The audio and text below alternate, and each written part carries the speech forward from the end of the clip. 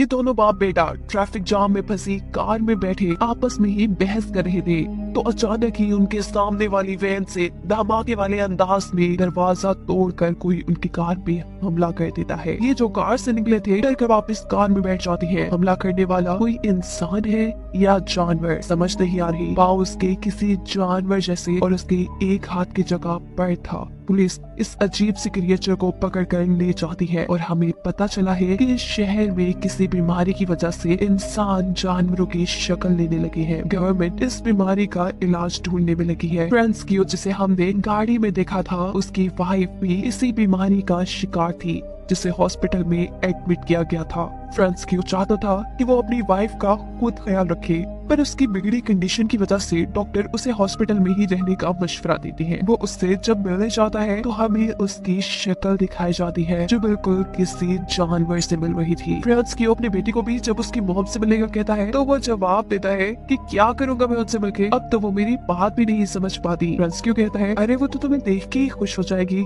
तुम जाओ तो सही। फ्रांस्कियो जिस होटल में काम करता है वहाँ के लोगों ने उससे बताया है कि पास में ही एक नया हॉस्पिटल कंक्रीट से बनाया गया है जो कि ज्यादा मजबूत है क्योंकि वहाँ जानवर बने इंसानों को रखा जाएगा। रात होने पर अब सभी बीमार लोगों को उस हॉस्पिटल में शिफ्ट किया जा रहा था पर गड़बड़ी की वजह से बस पानी में गिर जाती है। बहुत से ऐसे जानवर बने इंसान मारे जाते हैं और बहुत से गुम हो जाते हैं। रात में फ्रांस्कियो का बेटा भी अपने घर की विंडो में ऐसे ही एक इंसान को देखकर डर जाता है पर दोबारा देखने पे वहाँ कोई नहीं था। उसे लगता है कि ये उसका वहम है। फ्रांस्कियो को जैसे ही इस एक्सीडेंट का पता चलता है तो वो अपनी वाइफ का पता चलाने के लिए एक्सीडेंट वाली जगह पे जाता है और अजीब बात पुलिस ऑफिसर से उसे ये पता चलती है कि उसकी वाइफ ना मरे हुए लोगों में थी और ना ही जिंदा लोगों में, वो कहीं गुम हो गई थी। सीन कट होकर हमें फ्रांस्कियो के बेटे को स्कूल में बच्चों के साथ टग ऑफ वॉर खेलते दिखाया जाता है जिस अकेले ने ही अपनी हारती टीम को कुछ ही मिनट्स में जिता दिया था। यानी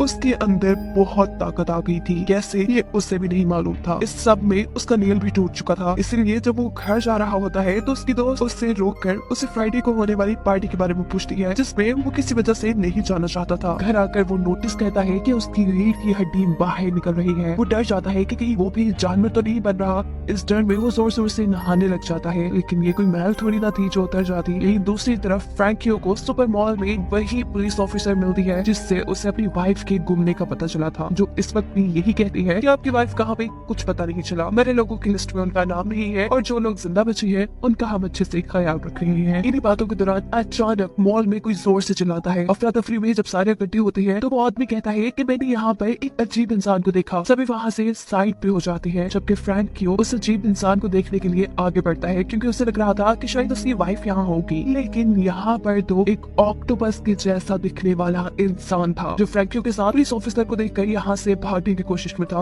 उसने अपने हाथ में आई कई चीजों को ऑफिसर की तरफ फेंका था लेकिन ऑफिसर भी काफी तेज थी और उन्होंने इस इंसान को पकड़ ही लिया था। उसके पकड़े जाने के बाद फ्रैंकियो को यहाँ पर एक छोटी लड़की भी दिखती है जो बिल्कुल एक बर्ड बन चुकी थी। मॉल से बाहर आने पर पुलिस ऑफिसर फ्रैंकियो से पूछती है कि आपने इतना सारा सामान किसके लिए खरीदा है। फ्रैंकियो बातें बनाते हुए कहता है कि कुछ नहीं, मैंने सर कैंपिंग पे जा रहा हूँ, इस सामान की मुझे उस वक्त जरूरत पड़ेगी। हालांकि ये सामान उसने अपनी वाइफ को ढूंढने के लिए खरीदा था। उसे लगता था कि उस एक्सीडेंट के बाद उसकी वाइफ जंगल में खो गई है। उसने तो अपने और अपने बेटे के कपड़े भी जंगल में जगह जगह लटका दिए थे क्योंकि अब उसकी वाइफ की सूंघने की सेंस बहुत ज्यादा तेज हो चुकी थी। उसे लगता था कि इन कपड़ों को सूंघ सूंघ कर उसकी वाइफ उस तक पहुंच जाएगी। अब क्योंकि गवर्नमेंट का ऑर्डर है कि ये लोग ऐसे बीमार इंसानों को घर पर नहीं रख सकते, पर फ्रैंकियो यही काम करना चाहता था। वो अपनी वाइफ की देखभाल खुद करना चाहता था और ऐसे में उसे सारे सामान की जरूरत पड़ती। घर आने पर वो अपने बेटे से कहता है कि आज मॉल में 2 जानवर बने इंसानों को देखा गया है और काफी सारे ऐसे इंसान हैं जो उस एक्सीडेंट के बाद गुम हो चुके हैं और मुझे लगता है कि तुम्हारी मॉम भी गुमी हुई है। तुम फिक्र ना करो, हम फ्राइडे को जाकर जंगल में उन्हें ढूंढ लाएंगे।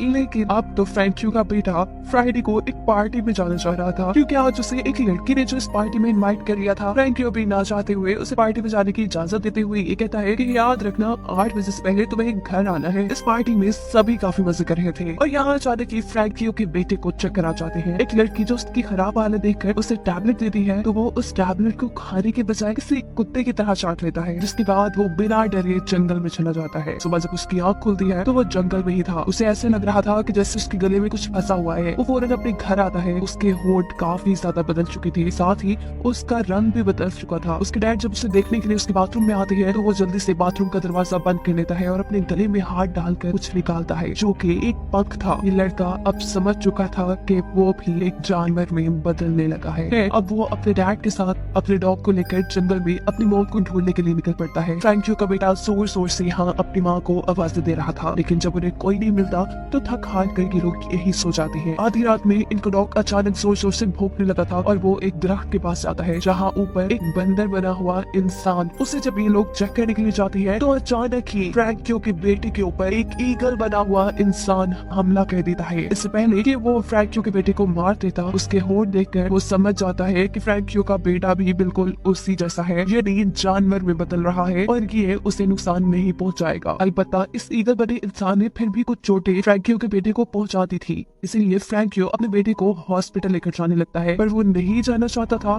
क्योंकि वहाँ जाकर सबको उसकी सच्चाई पता चल जाती कि वो एक एनिमल में बदल रहा है। लेकिन रास्ते में मिल जाती है पुलिस ऑफिसर जो फ्रैंकियो से पूछती है कि आपके बेटे को कोई प्रॉब्लम है क्या। फ्रैंकियो कहता है नहीं, बस इसे कुत्ते ने काट लिया है। पुलिस ऑफिसर कहती है जो भी है हॉस्पिटल तो जाना ही पड़ेगा। वो इन दोनों को लेकर हॉस्पिटल आती है। आर्मी के डॉक्टर्स यहाँ उसकी पट्टी कर देते हैं और पुलिस ऑफिसर फ्रैंकियो को बताती है कि गवर्नमेंट ने अब इस सारे हालात को कंट्रोल करने के लिए यहाँ आर्मी बुला ली है। खैर फ्रैंकियो अपने बेटे को लेकर घर चला जाता है और घर जाने पर उसका बेटा अजीब तरीके से अपनी पट्टी उतारकर अपनी टांगे खोलकर अपनी चोट को चाटने लग जाता है। भूल जाने पर भी उसके लैब में जब चूहे बोलते हैं तो वो जोर से चीख मारकर उन सभी चूहों को चुप करा देता है, ऐसे जैसे वो चूहे उसकी बात समझ रहे हों। जिसके बाद फ्रैंकियो का बेटा वहाँ से बाहर नदी की तरफ चला जाता है। वो नदी से एक कच्ची मछली पकड़कर खा चुका था और ये सब एक औरत ने भी देख लिया था। इससे पहले कि वो औरत उसे कुछ करती, वहाँ से वो भाग जाता है। जंगल में दोबारा उसे वो ईगल बना इंसान मिलता है जो उड़ने की कोशिश कर रहा था और काफी हद तक कामयाब भी हो चुका था। वो यहाँ अपनी पकड़ी हुई कच्ची मछली उसे देता है, उससे कुछ बातें करता है और ये ईगल बना इंसान उसे बताता है कि मैं बर्ड में चेंज हो रहा हूँ, मैं उड़ना चाहता हूँ लेकिन बार बार गिर जाता हूँ और ऐसे मुझे बहुत चोट लगती है। क्या तुम्हें कोई ऐसी जगह पता है जहाँ पर मैं आसानी से उड़ना सीख सकूँ? लड़का कहता है हाँ क्यों नहीं। वो उसे एक तालाब के पास लेकर जाता है। तालाब में से ऊटपटांग की लकड़ियों को साइड पे करके उसे कहता है कि तुम यहाँ आजादी से उड़ सकते हो और अगर नीचे गिरे भी तो पानी में ही गिरोगे, तुम्हें चोट नहीं लगेगी। यहाँ फ्रैंकियो के रेस्टोरेंट में अचानक ही एक जानवर बना इंसान हमला कर देता है, वो भी फ्रैंकियो के ऊपर ही। फ्रैंकियो नोटिस करता है कि वहाँ एक और भी जानवर बना इंसान था जो इस बड़े जानवर को देखकर वहाँ से डर कर भागा था। शायद वो फ्रैंकियो की वाइफ हो सकती थी। वो यहाँ यही सोच रहा था जबकि उसके ऊपर जिस जानवर ने हमला किया हुआ था वो जोर जोर से चिल्ला रहा था। इससे पहले कि इस होटल में बैठे हुए सभी कस्टमर डर जाते, यहाँ की ऑनर इस जानवर को गुस्से में आकर कहती है चुप हो जाओ। हैरानकुन तौर पर उस जानवर ने ऑनर की बात सुन ली थी। इस जानवर के पाँव में जंजीरें थी जिसकी वजह से वो वापस जंगल में नहीं भाग पाता और कस्टमर वाली साइड पे चला जाता है और थोड़ी देर में पुलिस आकर इस जानवर को पकड़ लेती है। फ्रैंकियो भी ऑफिसर के साथ जंगल के अंदर दूसरे बड़े जानवर को ढूंढने के लिए गया था पर वहाँ उन्हें कोई नहीं मिलता, लेकिन अपने बेटे की साइकिल मिल जाती है जिसे लेकर जब वो घर आता है और हाथ धोने के लिए सिंक में जाता है तो उसे सिंक के अंदर से कुछ नेल्स मिलते हैं। ये फ्रैंकियो के बेटे ने ही तोड़कर इसके अंदर फेंके थे। फ्रैंकियो समझ चुका था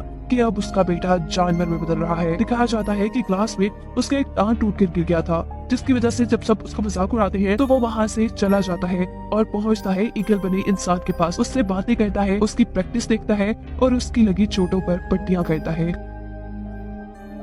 हराने पर अब उसके डैड उसे कहते हैं मुझे अपने हाथ तो दिखाओ। फ्रैंकियो का बेटा उसे अपने हाथ जब नहीं दिखाता तो अब उसे ये कंफर्म हो चुका था कि उसका बेटा एनिमल बन रहा है। फ्रैंकियो का बेटा भी इसलिए वहाँ से भागता है लेकिन फ्रैंकियो उसे पकड़ लेता है। वो अपने डैड से कह रहा था प्लीज डैड मुझे छोड़ दे, मुझे ना पकड़े। पर उसके डैड कहते हैं नहीं, मैं जानता हूँ तुम्हारे साथ क्या हो रहा है, तुम जानवर में बदल रही हो, तुम जैसे भी बन जाओ, रहोगे तो मेरे बेटे ही ना। बस मुझे बताओ कि तुम्हारे अंदर क्या चेंजेस आ रही है ताकि मैं पता चला सकूं कि तुम कौन से जानवर में बदल रहे हो। फ्रैंकियो का बेटा बताता है कि मुझे अब दूर दूर की आवाजें भी बहुत क्लियर सुनाई देती है और वो मेरे अजीब नाखूनों का आना। फ्रैंकियो पूछता है कि क्या तुम्हारे दोस्तों को ये बात पता है, जिस पर वो जवाब देता है कि नहीं, किसी को भी नहीं पता। वो अब अपने डैड गिरी फ्रैंकियो से पूछ रहा था क्या आप भी मुझे मॉम की तरह जंजीरों से बात कर रखेंगे। उसके डैड कुछ देर के लिए खामोश हो जाते हैं और फिर बोलते हैं अभी तो नहीं, लेकिन आगे वक्त का पता नहीं है। अगले दिन फ्रैंकियो के रेस्टोरेंट में एक पार्टी थी। जब फ्रैंकियो का बेटा वहाँ आता है तो उसके नाखून काफी ज्यादा बड़े हुए थे। उसके डैड उसे डांटते हैं और कहते हैं कि तुमने ये नाखून क्यों नहीं काटी। अपने डैड का डांटना उसे इतना बुरा लगा था कि उसने अपने डैड को ही हमला करके जख्मी कर दिया था। लेकिन असल में फ्रैंकियो तो उसे लोगों की नजरों से बचाना चाह रहा था। वो भी उसकी गर्दन पर कैंची रखकर उसे धमकी देता है नेल्स काटने की और नेल्स काटने के बाद हम देखते हैं कि फ्रैंकियो का बेटा अब अपनी एक दोस्त से मिल रहा था। ये दोनों काफी करीब आते हैं। इस वक्त पर वो लड़की फ्रैंकियो के बेटे की रीढ़ की हड्डी को टच करती है और उससे कहती है कि मैं सब जानती हूँ तुम्हारे अंदर जो चेंजेस आ रहे हैं, लेकिन मुझे इससे फर्क नहीं पड़ता। यहाँ दूसरी तरफ इनके क्लास फेलो को भी फ्रैंकियो के बेटे की सच्चाई पता चल चुकी थी। वो अब एक अजीब डिवाइस लेकर फ्रैंकियो के बेटे के सामने आता है, जिसकी आवाज इंसानों को तो कुछ नहीं कहती, पर जानवर उससे बहुत ज्यादा तंग हो जाते हैं। ये लड़का फ्रैंकियो के बेटे को बहुत तंग करता है और कहता है कि मैं तो तुम्हारी सच्चाई काफी अरसे से जानता हूँ। फ्रैंकियो के बेटे से रहा नहीं जाता और वो गुस्से में एक जोरदार थप्पड़ उस लड़के के मुंह पे मार देता है। ऐसे ही उसके गाल पे निशान पड़ गए थे।